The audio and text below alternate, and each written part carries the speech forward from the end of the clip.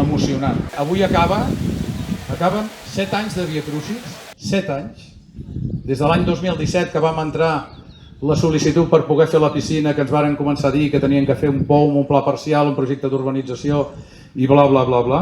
7 anys, 5 anys de burocràcia, més 2 anys d'obres, aturades les obres durant un any per culpa d'un maleït permís.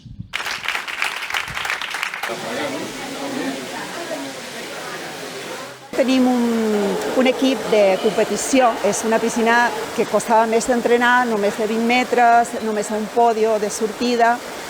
Claro, i ara no, serà de 25 i també la idea és fer campionats aquí, muntar-los nosaltres, siguin locals o siguin, bueno, de tota Catalunya. Està claríssim que aquí hi ha 1.500 o més de 1.500 socis, que la piscina és una part molt important per a ells.